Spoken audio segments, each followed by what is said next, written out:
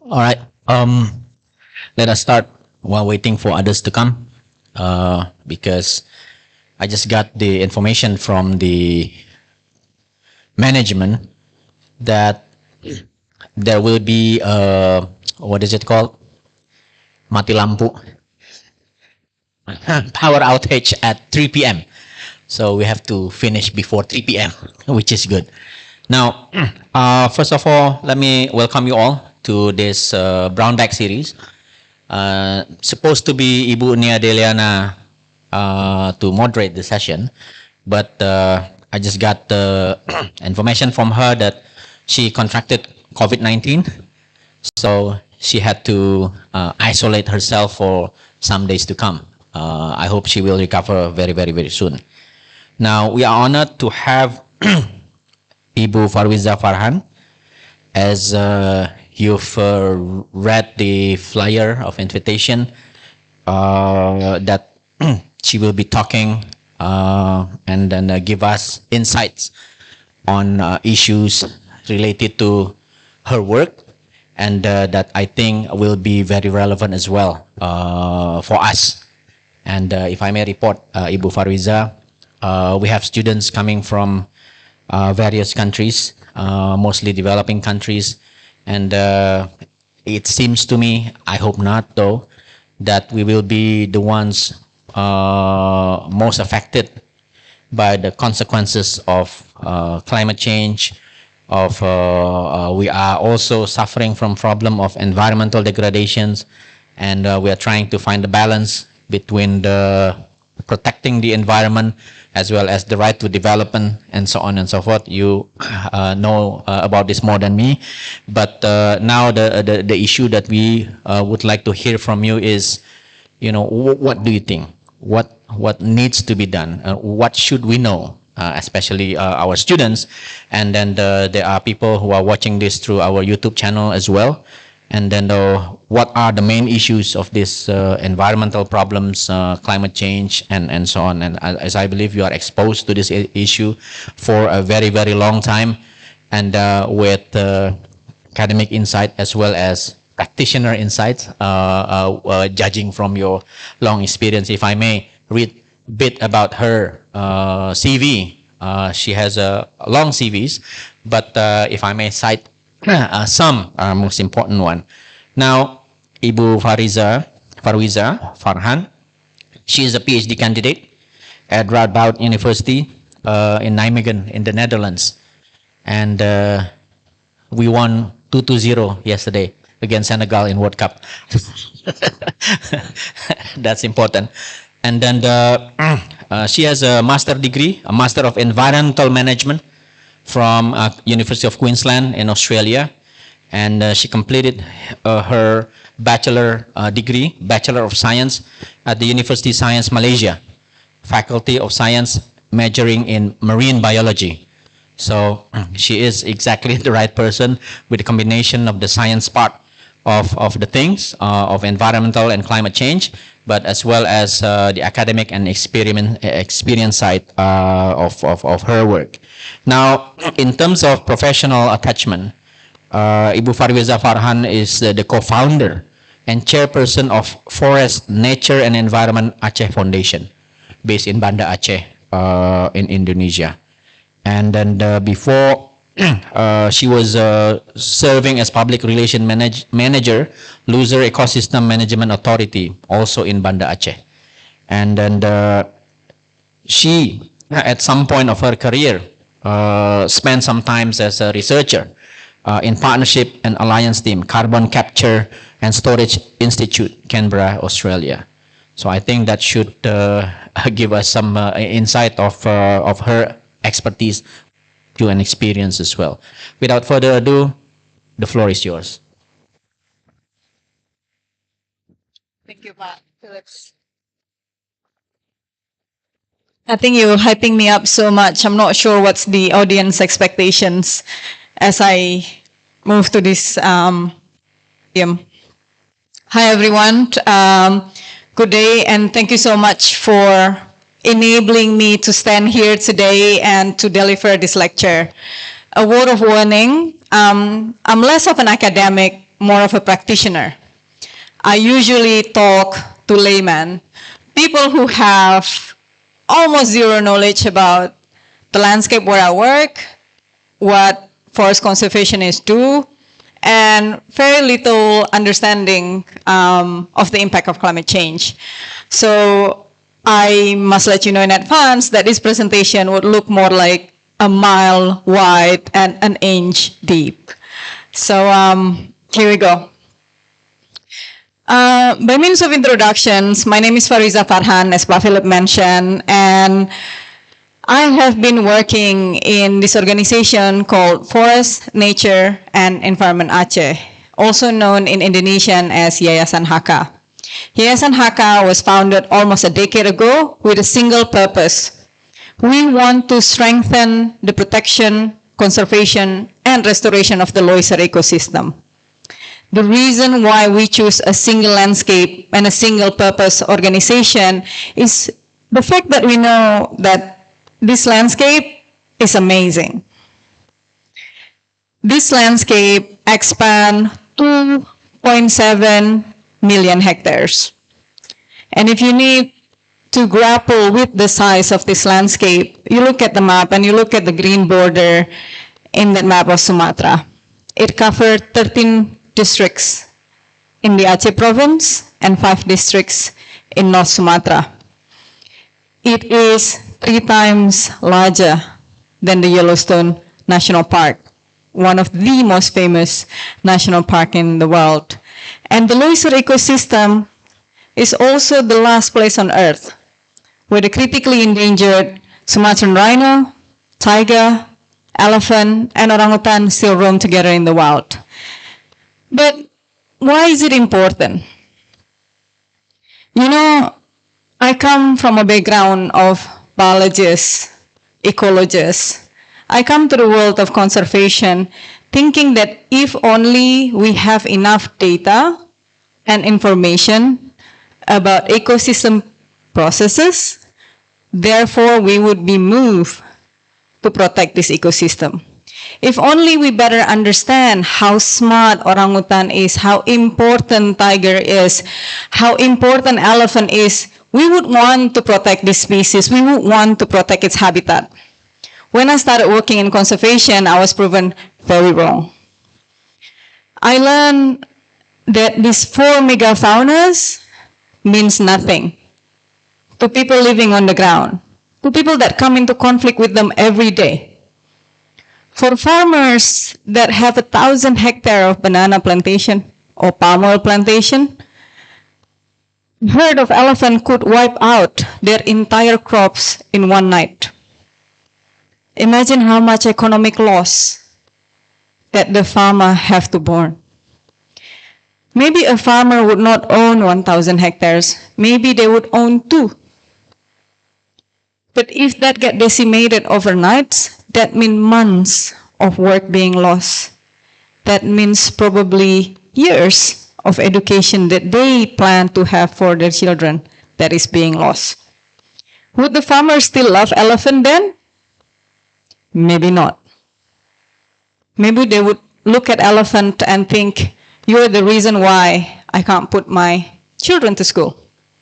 You're the reason why my families are in poverty.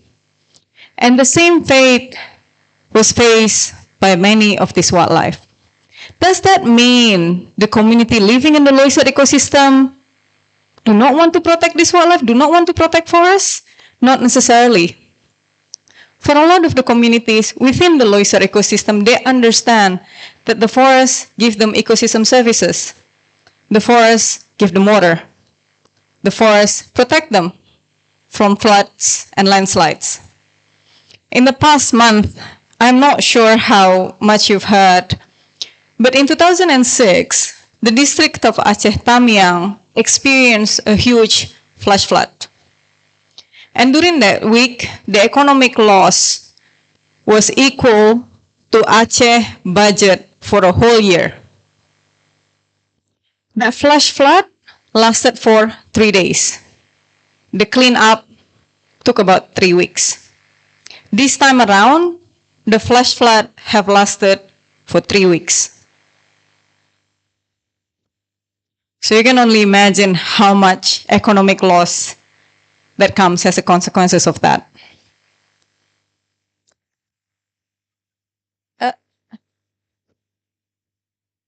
I think I still need to get friendly with this clicker.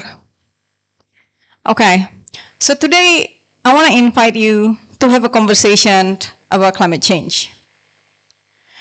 World leaders are leaving COP27 last week. We heard about the agreement that we managed to reach, about funding that will be allocated for loss and damage. But this agreement is not the first time it gets discussed. In 2009, during COP in Copenhagen, there was a lot of promise that developed countries will put money into mitigating and adapting the impact of climate change. Yet this year, I don't know if any students come from Pakistan, we probably heard about the impact of floods in Pakistan, how a third of the country is inundated. And from there, how myriads of problems come to the surface, from illness and injustice that get worse every day. And sadly, as Pa Philip mentioned, we might be facing that ourselves in the future. Statistics show that Indonesia are one of the countries with the highest percentage of climate deniers in the world. Even higher than USA, even higher than Saudi Arabia. And this is a sad fact that we are the champion in ignorance. 21% Indonesian does not believe in climate change, and 18% does not think humans have any influence in changing climate. I personally think it's our education system that are to blame, but at the same time, we are in a world-class university, so I probably shouldn't say such things. The problem is, when we think about climate change, when we think about issues as this, we think about people that are making decisions on this issue. Out of 35,000 people that attended COP27 in Egypt this year, less than 4,000 are decision makers. Less than 4,000 individuals have enough power in their hands to decide what would happen, what would be agreed.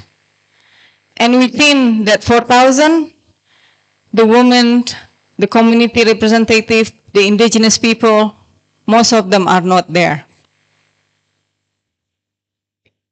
How do we change conversation? How do we drive policy when we don't necessarily experience what these grassroots communities are experiencing? Ibu Sumini, the person that you see on this picture, is leading our woman-led ranger team. And what's impressive about her is she doesn't speak the language of climate change. But when I ask, why do you protect forests? She tells me a real story of her personal experience. In 2014, again, large flash flood swept through her village. An entire clinic, bridges, and homes get swept away.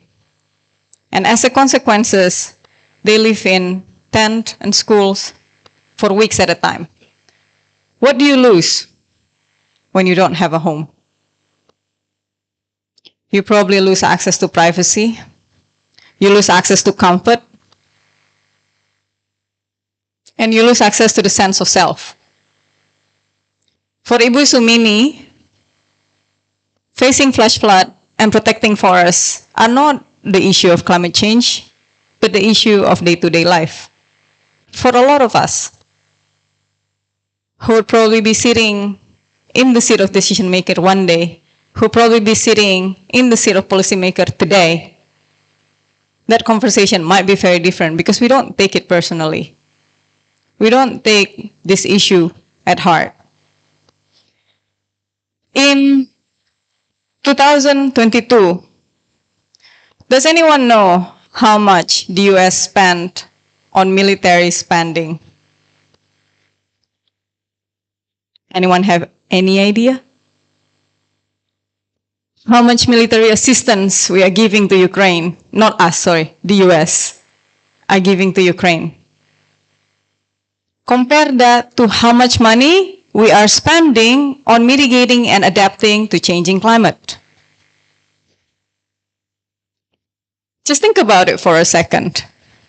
Probably we don't need that much military spending if we are creating the world that are more just and more fair. Probably we don't need to think about defending ourselves so much if we don't feel like our neighbor might come to attack us.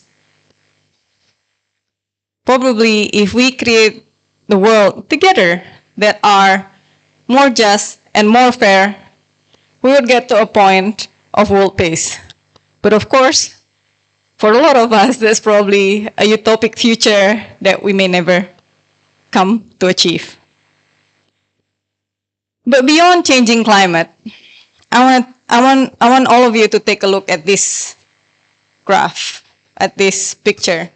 Is anyone familiar with this picture? Anyone? Raise hands.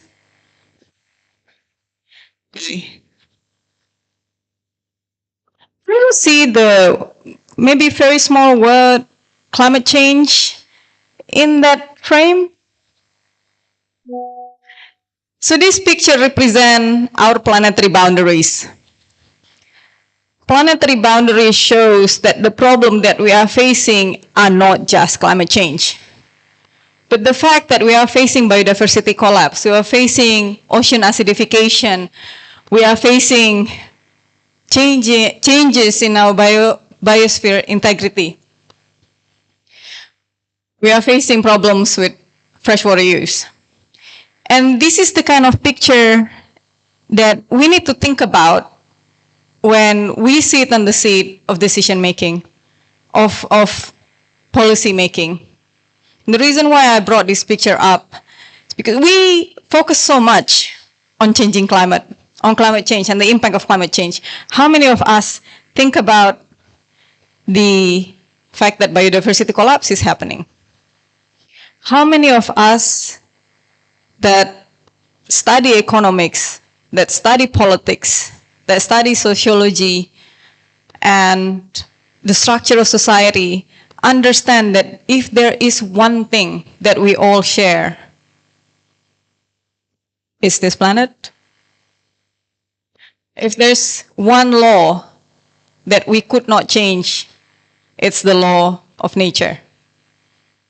And everything that we do, everything that we decide on advancing society will have consequences on the planet. And now it's a matter of how do we navigate that space. Oh my God, this is a very depressing lecture. So what are we gonna do? What can we do? This is the questions that I always ask. So what can we do? I tend to split it into three parts. There are things that we could do as individuals. Of course, we could make choices that are better for the environment, that are better for us, that are better for the economies. But then I tend to think that more than personal choices on what we drive, on changing the light bulbs, on how we get our energy at home, the more important choices that we need to push is changes in policy. Changes on how countries decide to generate this energy. We may all choose to drive an electronic vehicle, but if it's still powered by coal, it's not gonna be better for the environment. We may all choose to install a solar panel at home, but if it's still gonna be mined through the way it is, it probably gonna create further injustice and destructions on communities. So choices that we make matter, but more than anything, choices that we push, changes that we push our government to do matter more. And beyond that, I'm not sure how many people here are planning to run for office or currently sitting in an office or serve as a bureaucrat. But your role, your knowledge in pushing for different agenda matter. And I know that we tend to contrast choices that we hope we make and choices that we ended up making, depending on the economic calculations. But that economic calculations doesn't just happen that way. We created that. We create our economic system the way it is, with different intervention over the years. When we choose to subsidize palm oil over coconut, for example, we encourage more people to choose to clear land and plant palm oil. When we choose to start paying for ecosystem services, we push for different realities, for different options into the future. So, again, as mentioned, I'm not an expert, but personally, I think that if you want to dive into these subjects, these 3 books give a very good overview on the case of our planet, the impact of biodiversity crisis and the linkage with climate change, and what we could do into the future. But if you want to go beyond, this is my 3 favorites for this year. Especially the one on the left corner, a book by Amitav Ghosh.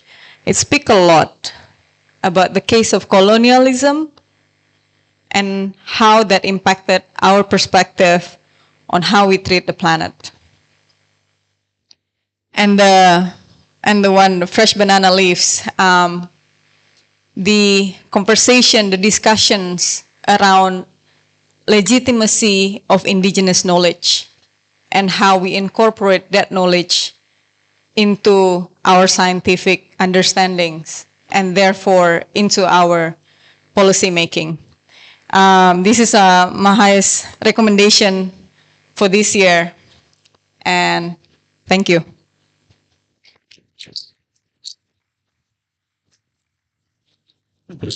Thank you, Farwiza, for, in my opinion, enlightening and thought-provoking presentation. Because, as you said in your presentation, I'm surprised to, well, I'm not surprised to know that Indonesia is among the countries who contribute to the climate deniers. And that's, I think, a sad thing, because on the other hand, it seems to me that our government seems to push for kind of a progressive ideas on climate change. But you know more than me, maybe at the political level, there is this starting to have political will, but maybe the critical mass that you're talking about is needed to be expanded, so that at least these climate deniers numbers will be reduced, so that we are more progressive in thinking. And secondly, what surprises more is that when you are presenting your ideas, it seems that you are talking to a lot of us, including myself, that it seems that it's wrong to think about climate change as only the problem of the elites or policymakers, but probably at the grassroots level, people think about it differently. As Ibu that you are saying, that you are mentioning, for her probably it's a matter of survival, matter of providing foods, and then they see this habitat of animals destroying their chance of living, and so on and so forth. So problems are very problematic, I think, in this situation. Third, we have students coming from various countries, and now they are here as an individual.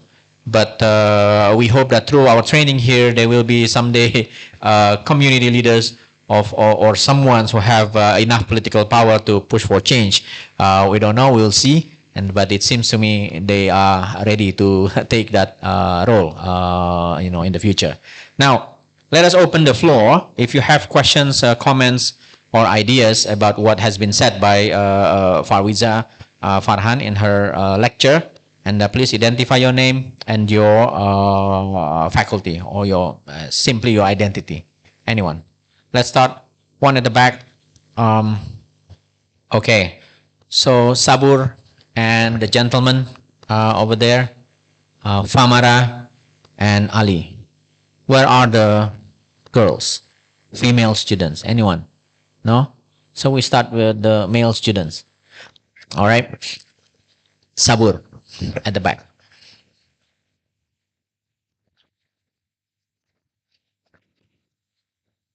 Assalamualaikum. My name is Sabur. I'm from political science. I'm in third semester from Afghanistan. Well, we all know that climate change is a phenomenon, especially this year. I don't have too much knowledge on that, but one thing I can say for sure that we are really reaching to the animals. I'm not going too far. I just gave an example of my campus. When I came here, it was a really green campus. So now we are building another campuses, like buildings over there, and the animals has gone. And first time when I came, I saw many birds there were sitting, right?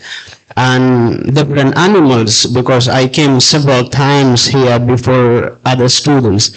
Well, this morning yesterday I came and I saw he was running from that new area, which is building buildings. He was running to those trees, which is the grass and some trees. So I feel that we are approaching for the animals. We leave no space for them. So my question is what is our individual responsibility and what is the responsibility of the government to protect them from these things that we are doing for them? Thank you.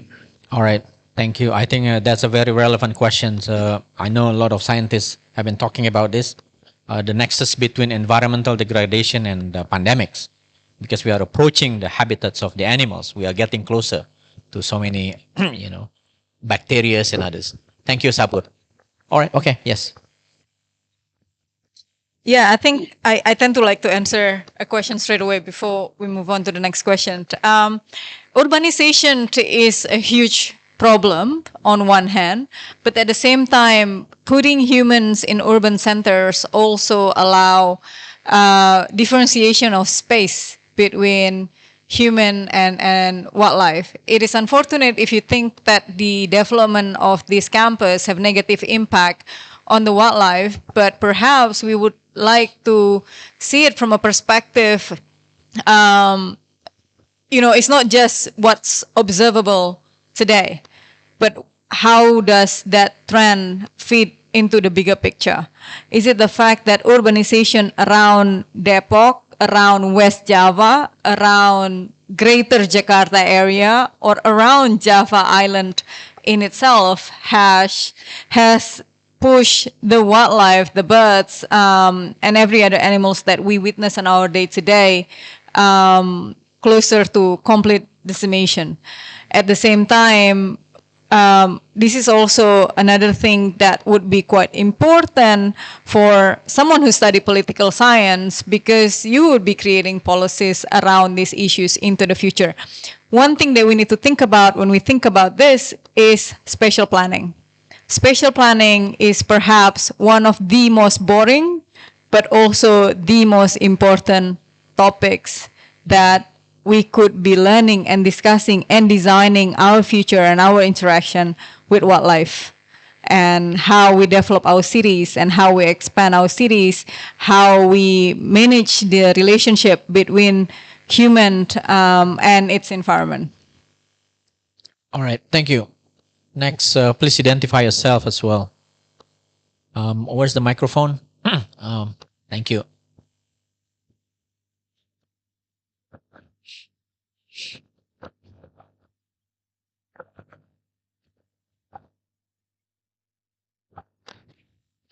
My name is Mansour Muhammad from the Faculty of Economics and Business. My question is, can we say that the Kyoto Protocol of 1987 has failed the whole world? Because there was a withdrawal of governments previously, maybe British, then disagreement between United States and China on who should fund the emission, what's it called, emission finance. Then, secondly, what can we say, or what areas are open for micro level studies on mitigation of effect of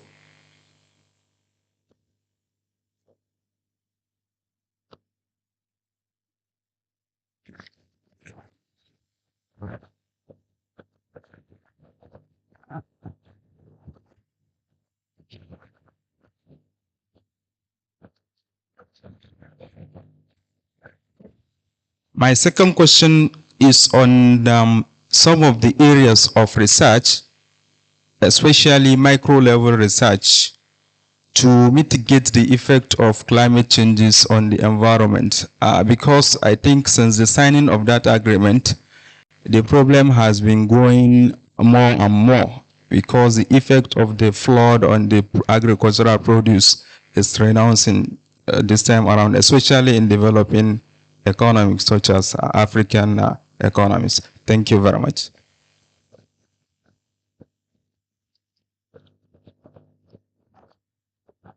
Thank you. This is a very difficult question. I personally would not be able to speak on behalf of countries that choose to withdraw from the Kyoto Protocol. But what I could say of a personal observation is the fact that when we are under threat, we tend to draw in and draw border against each other and blame another person.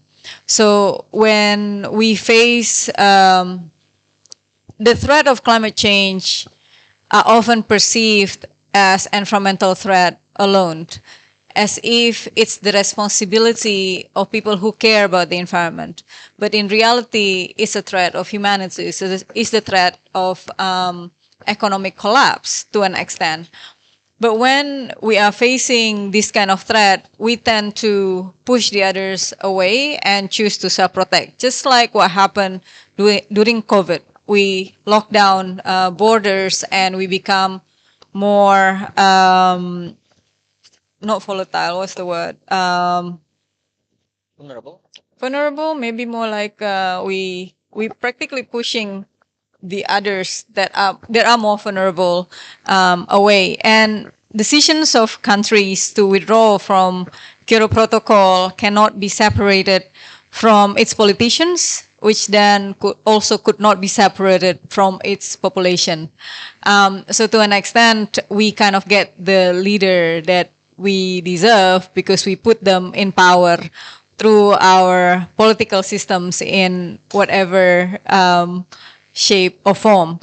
But then if we arrive on the questions of like what are the micro level research that we could do in mitigating problem of climate change, I have a lot of ideas. But then at the same time, it's not necessarily an ideas that I could impart to you directly because I have no idea what are your interests. Climate change affect so many aspects of life, but it also affect so many other things like biodiversity collapse, affect a whole lot of businesses as well. How many of us are aware that almonds that we consume is largely produced in California?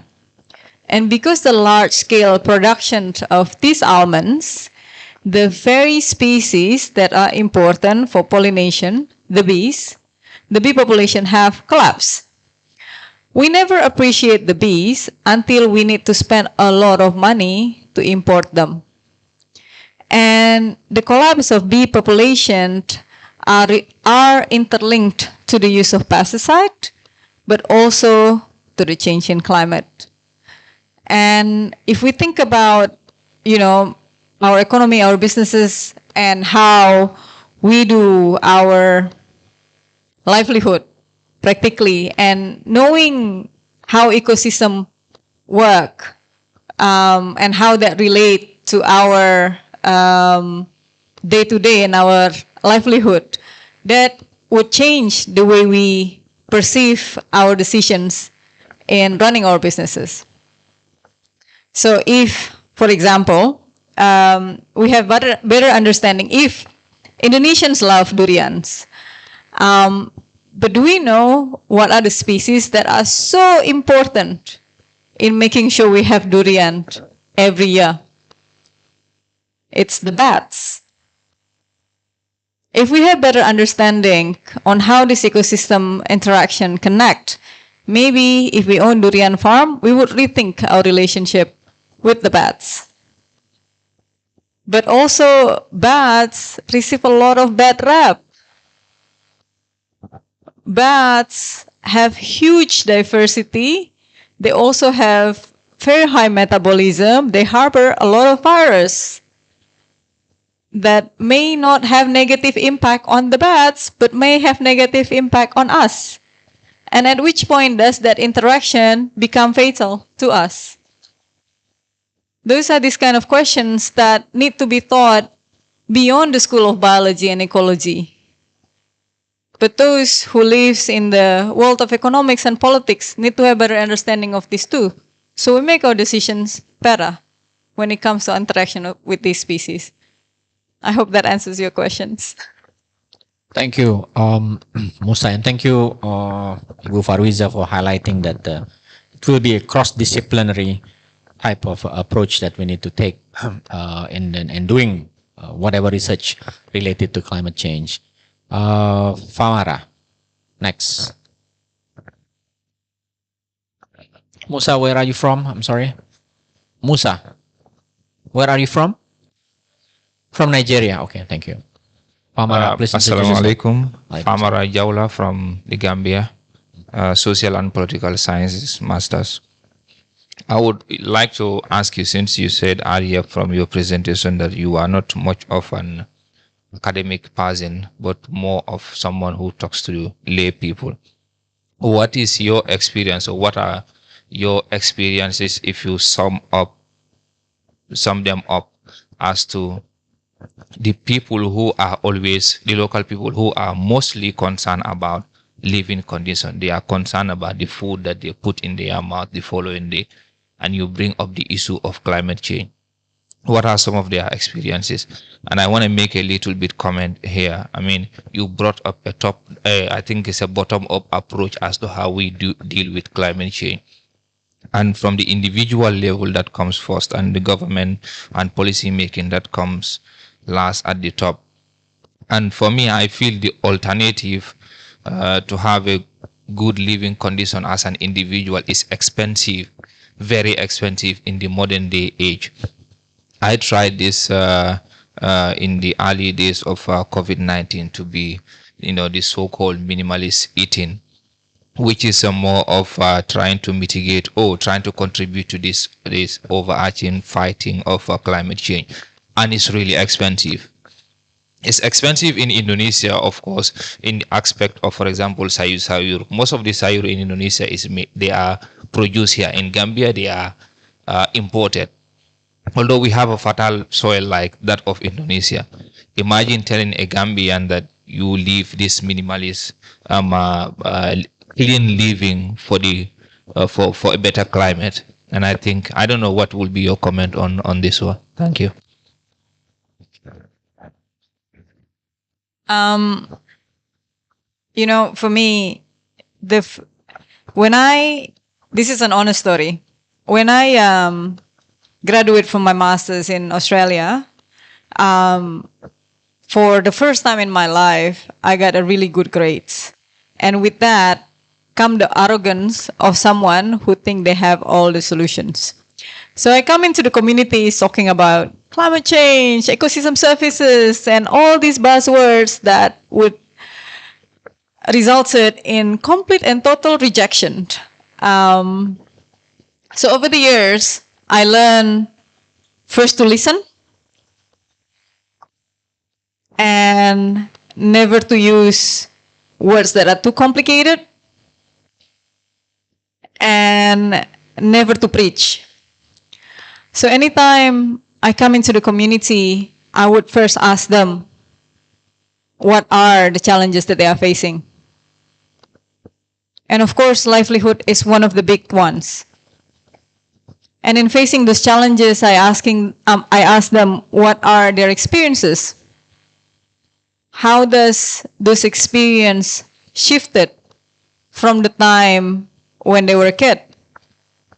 From the time when they're accompanying their parents to go into the kabuns, into their plantations, or to go into the forests to harvest goods.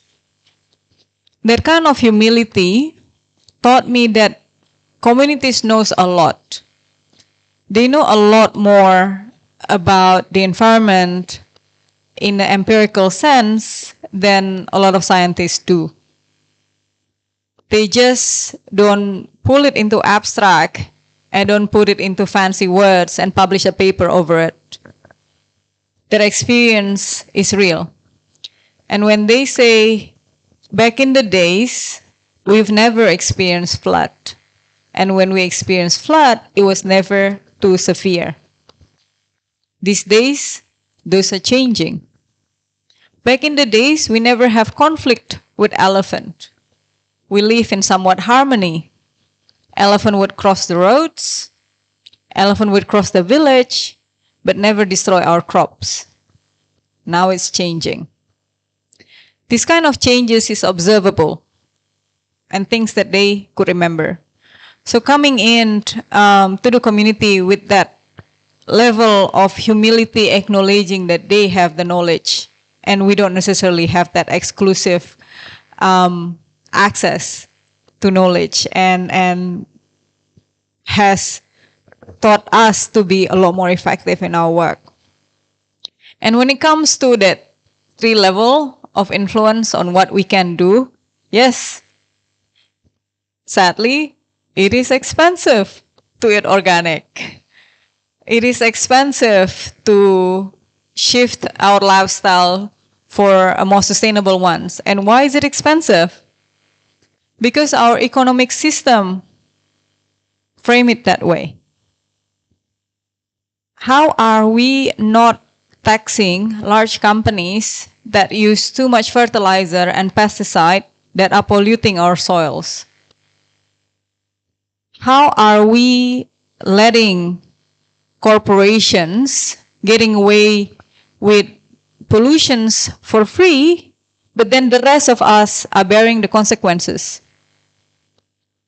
When forest fires burning Indonesian forests in 2015, hundreds of children have to be evacuated and they live on boats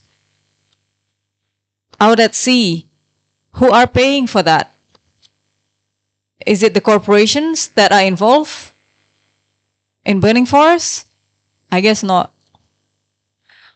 When forest fires are burning forests in Sumatra and thousands of people get admitted to hospital with respiratory infection, who is paying for that? And a whole lot of these forest fires are done deliberately. They're not an accident. Are done to make way for a monocultural plantations, for a produce that then got sold in market at a very low price. This is not a fair and just economic system. And if we zoom out a little further between the lifestyle of people in the Gambia and the lifestyle of people in Australia, then the contrasts get even more apparent. If there's one thing that I hope to spark from today, is I want you all to be more angry about our current situation that things needs to change. I hope that answers your questions. Thank you. Next one, we have Ali, and then Saima. Ali, could you pass on the microphone?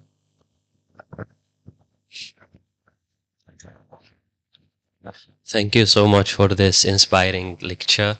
My name is Muhammad Ali from Yemen. I'm from also political science.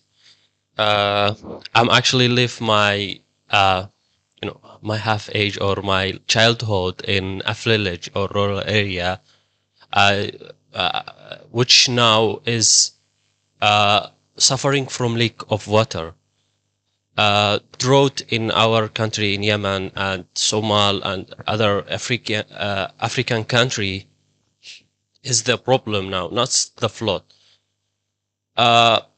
Actually, this problem we are not responsible for it. Superpower country are responsible for this disaster. However, they are not spending money much for solving this problem. And for thinkers and activists, they working in the field of bureaucracy. We are not more asking big questions like, what about capitalism? What about the race of supremacy?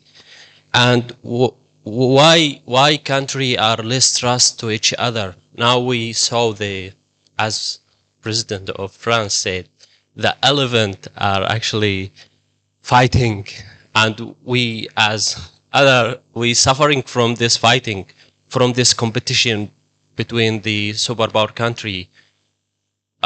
Why the thinkers, the scientists, not actually discuss this problem, these big problems, these big questions? And actually, my my other question is, in the Western countries, which is the richest country, we saw a lot of they have the highest number of food waste, and we saw the activists there, the climate or the environment activists, they doing what media call as terrorist or violence ways to express their opinion about climate change and environment. So how these ways are are benefit for our for this problem? Thank you. Thank you, Ali. Ali, these are very difficult questions. When we all have limited ability to care about a certain context and certain particular issues, the fact that we're not talking enough about the issue of injustice and climate justice is the fact that needs to change. There's a whole lot of conversation on that scientific exclusivity between who gets to publish what and who get to do research on what, and how does that translate into broader and larger policy implications. We come to better understand and better acknowledgement that the indigenous knowledge, local knowledge, and knowledge that emerge from territories that previously are not acknowledged by the Western scientific structures are actually the kind of wisdom that we need to better record and better appreciate. And it's unfortunate that I'm taking this number completely at random, but I imagine large majority of scientific publications on climate change is produced by Western ecologists with advanced technology to do the research and well versed in the scientific language. And when there's more research that is rooted on the ground from communities like yours, we have hope that those knowledge and the delivery of those knowledge would influence how conversation are taking place. There is a shift. There is more conversation around loss and damages at COP27 this year. But unfortunately, that also comes at the cost of a shift in conversation around actual reduction of emission to limit the global warming to 1.5 degrees. And this is a difficult dilemma and conundrum for a lot of climate activists if we have to fight over two very important objectives. We have to choose one over the other because both are equally important. And on the issue of food waste,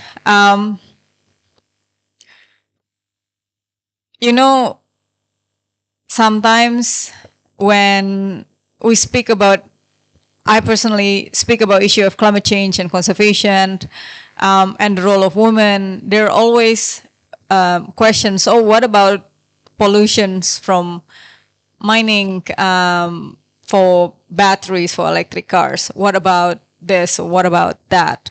And that's not necessarily a questions that I have answers to.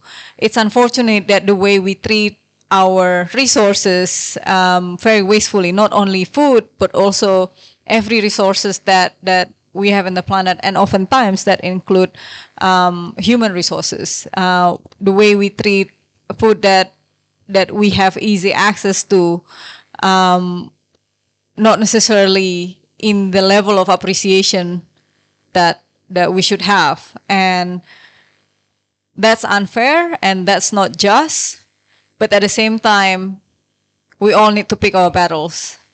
And I don't want to sound pessimistic, but that's more of an invitation for each and every one of us to find that cause that is close to our hearts and fight for it and find a solutions to it and get it to the other side and bring in more people as we are pushing for changes in so many sectors, so many injustices that are in our current society, in our world today. Thank you. Farwiza, we can come back to that later. I think that's a very powerful call for every one of us. Now, Saima, please introduce yourself as well. Yeah, hello. I'm Saima from Nepal, and thank you for your talk.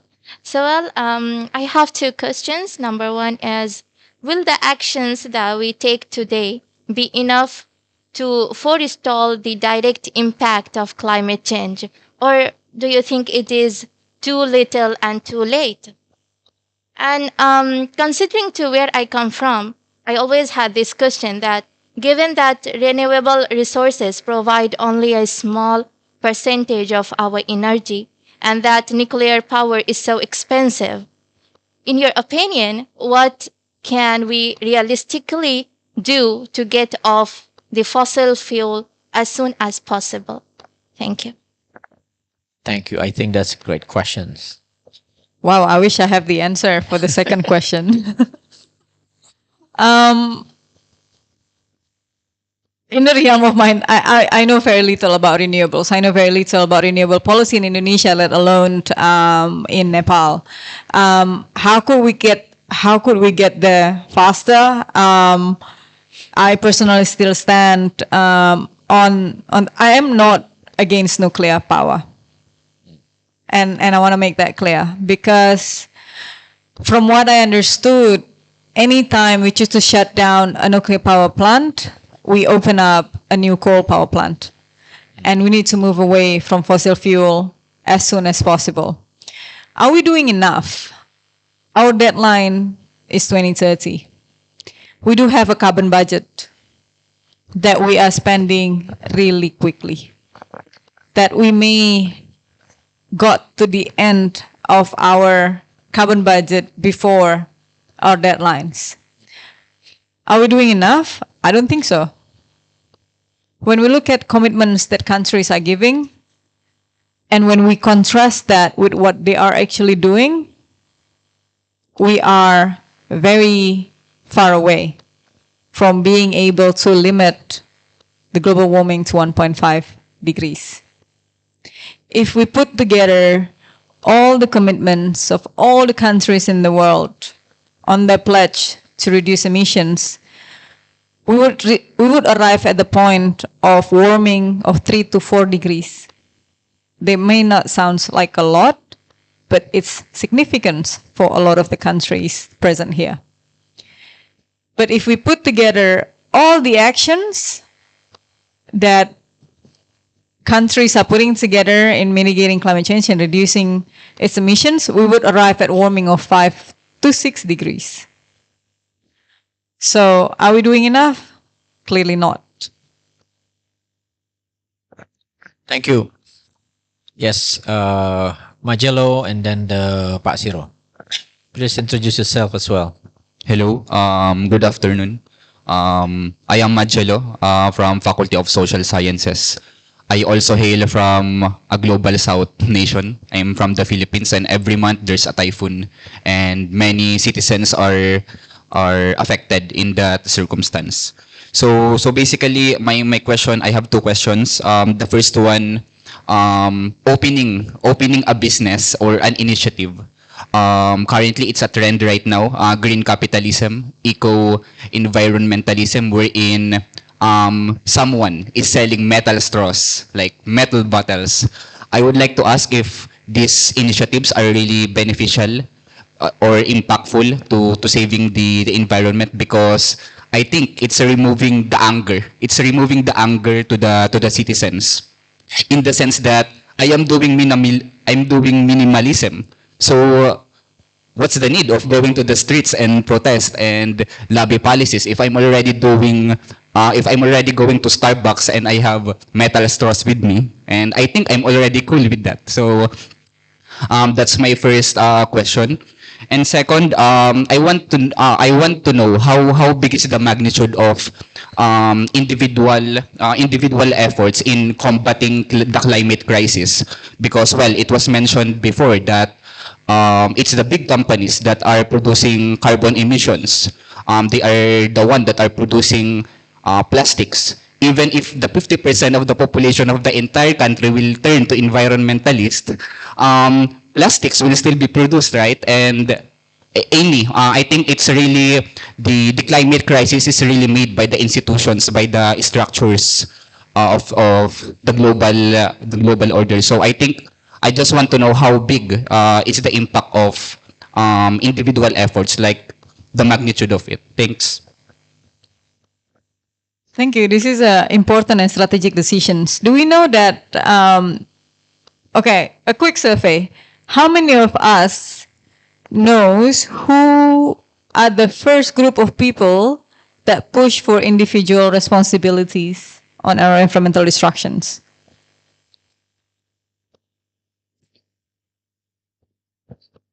Greta? I think passing on responsibilities over our environmental destruction to individuals is the work of big fossil fuel companies.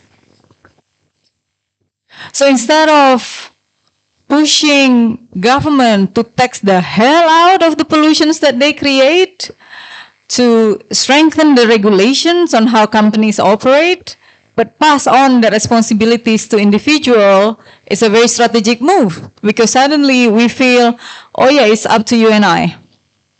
Is it wrong though to want to be an environmentalist and to want to do better? Of course not. Companies listen to one thing and one thing only, their baseline. What would hurt their bottom line? What would hurt their profits if the consumer perceive their company operation negatively? So we see large corporations are particularly involved in a lot of this negotiation and a lot of this campaigning on greenwashing their image because they know image are important. So with the personal individual awareness that stretch across our families, our friends group, our communities, collectively we have bigger influence beyond choosing to use metal straw or no straw in our Starbucks drink. So yes, I would advocate for more of us to make environmentally conscious choice, but to know that that's not enough. But to know that we need to keep companies accountable, we need to keep government accountable because their decision today will have long-term impact for us in the future. So if the government of Indonesia decide to build 1,000 more coal power plant, no matter how many plastic you reduce, the amount of emissions that will be produced by this country would be immensely huge. If governor and bupatis of certain district choose to allocate thousands of hectares of forest into plantations, into mining, and not move on the path of protection of ecosystem services, we all will deal with the consequences. In Jakarta, floods is something that we are quite familiar with. And I guess for a lot of people in Jakarta, to look at the map and areas where floods happen the worst become part of decision making, whether or not to buy a house in that areas. But how much control do we have on mitigating floods? Probably very little. But we also know that certain areas have high development concentration, even though that areas are flood prone, because the spatial plan allow for that. And this is the policy aspects that we need to be better involved in. Why do we allow certain areas that should be preserved to mitigate disasters turn into residential complex or turn into industrial areas? Those are the kind of bigger questions that I hope people here could have more influence on. Since you all sitting in a world-class university, you're all getting this privilege of educations. You all will be playing a very important and critical role once you emerge from this space. All right, thank you. A lot of food for thoughts there. Pasiro. Okay. First of all, thank you very much, Farwiza, for your inspiring and provoking thought. In many cases, I have to revise my initial thinking about the climate change. But I have, here is my question. Sometimes, this is related to what Majelos said. Sometimes I think that moving the responsibility to individuals, to social groups, or in Indonesian context, say religious groups, because we are religious societies. Sometimes I think, well, that's not the key, not the key solution. I mean, well, in the end of the day, the big policy or the big action are taken not by this individual that result in the problems. It can be from the big corporate or the government decision to allow the corporate to work. So asking this individual, okay, it might help, but that won't be effective, right? So your last point, that anger is one of the, say, what is needed. That more people need to be more angry, right? We need to be more angry to the situation, to the government, to the corporate, and etc. But we individual, we have many problems ourselves, right? sometimes we don't realize that, well, this is actually the big problem that in the end will affect our life. That's why I'm not angry. Maybe if we think an entity that should mobilize the angry, that should manage the angry. In democratic system is political party, but we know we don't have green party. And maybe no single party in our country think climate change seriously. No, okay, maybe we think non-government actors may be in the most potential group to mobilize anger, to manage anger.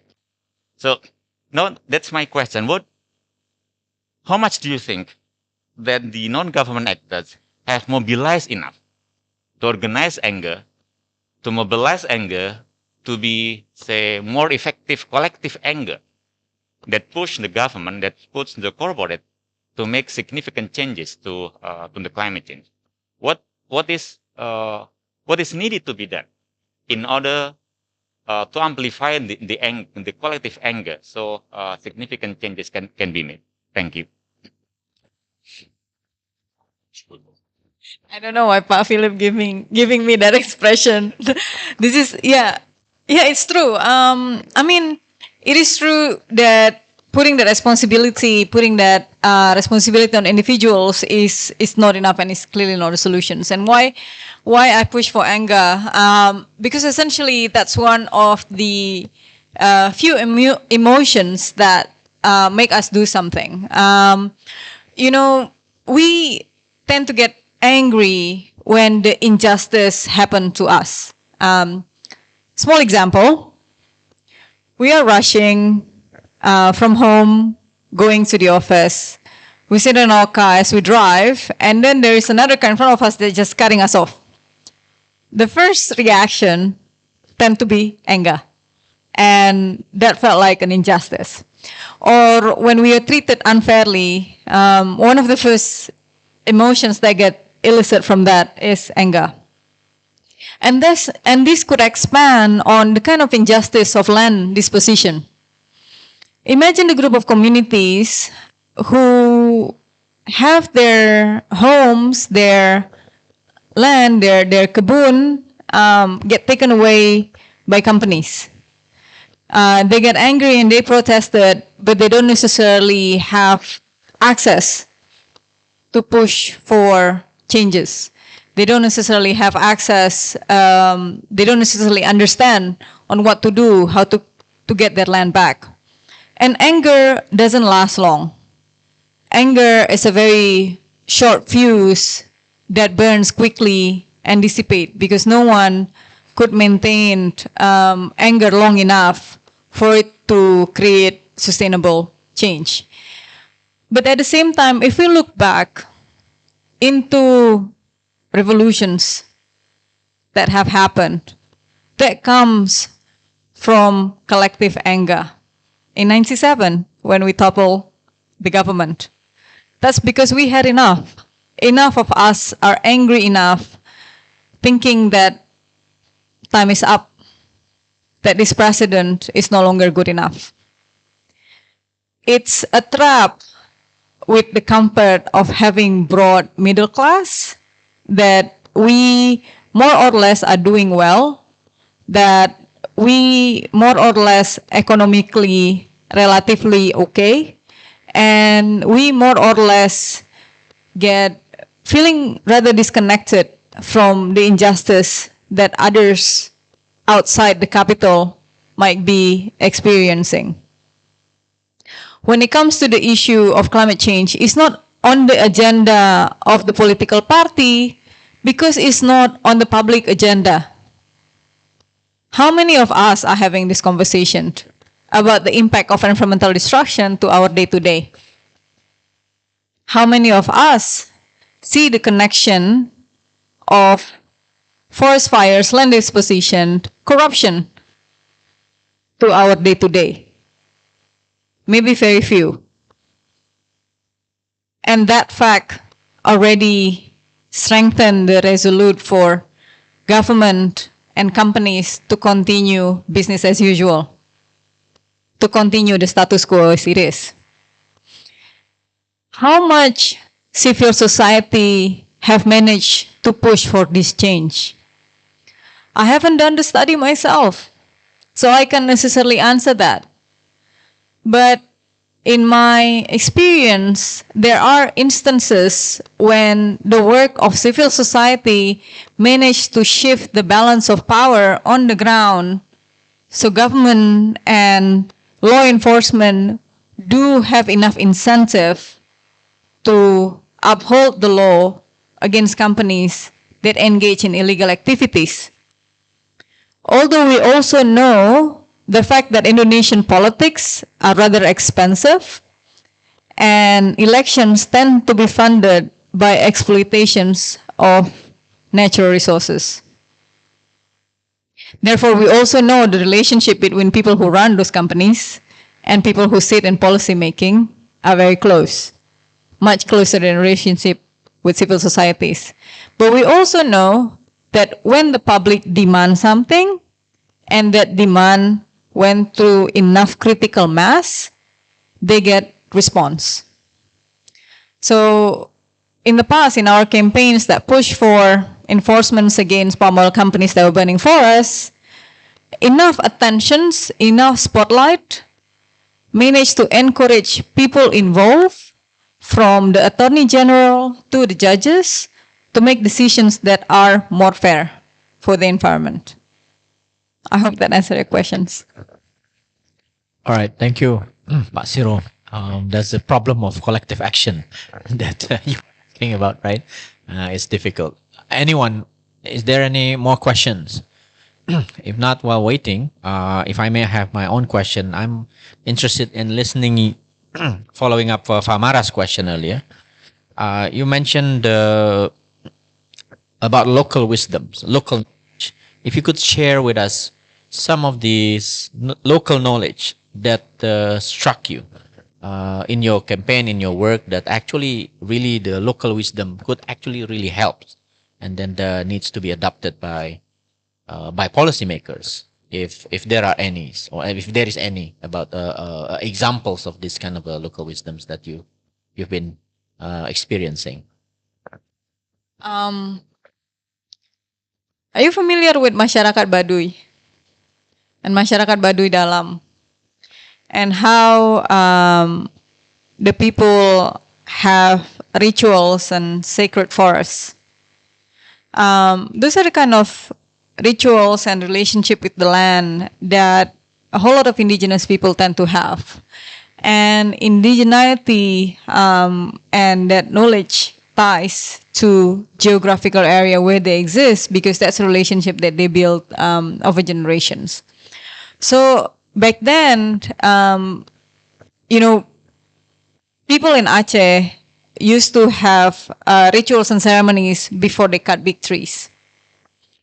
And the reasons for these rituals and ceremonies are not necessarily about the mythical aspect of it, but rather to take such things as cutting big trees to make a home seriously. It's not something that you could do easily. It's something that you could do. It's not something that you could do thoughtlessly and mindlessly, but rather asking the spirits to allow us to take this to build our homes. And those are the kind of relationship that we have lost over the years, as we choose a more logical, a more practical perspective in perceiving our relationship with the forest.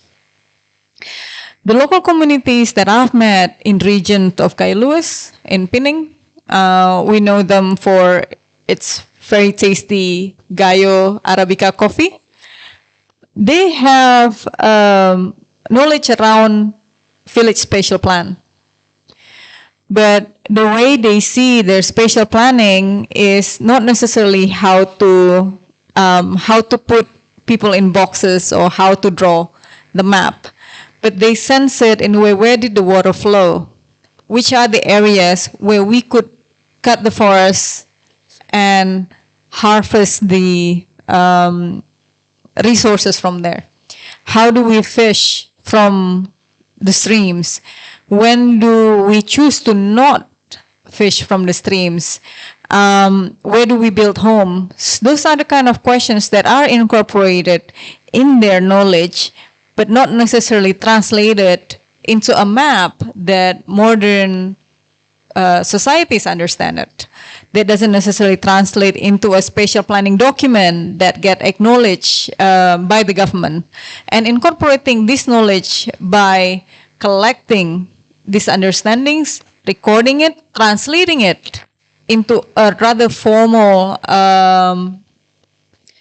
knowledge development or knowledge collection mechanism that would then enable this community to regain rights over their wisdoms. All right, thank you. It's, I think, very interesting part of this conversation. If there is no more question, we are reaching the end of the interesting talk and important ones. I learned a lot. Thank you, Farwiza, and please join me in thanking her with big round of applause. And I hope the talk today inspire. I'm inspired. Inspire all of us in the room, and there are a lot of aspects that can be streamed into our studies as well in the university.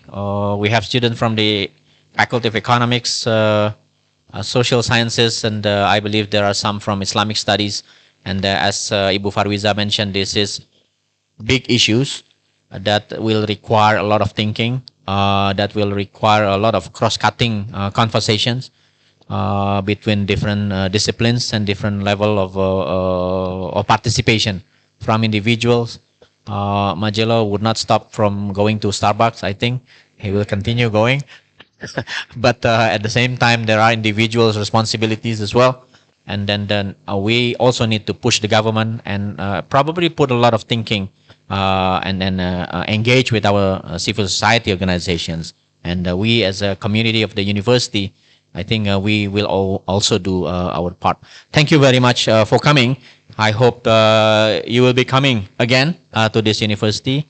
If I may report, we are also preparing a program, as I mentioned to you, on climate change. Hopefully by I don't know, next academic year, it will be available. If not, then not far from that next semester. Thank you for coming and see you again in the next brown bag.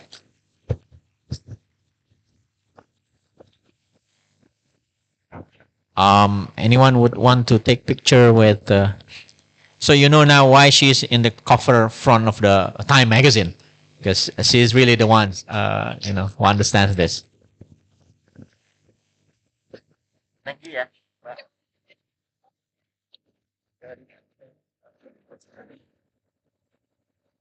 I hope that's useful.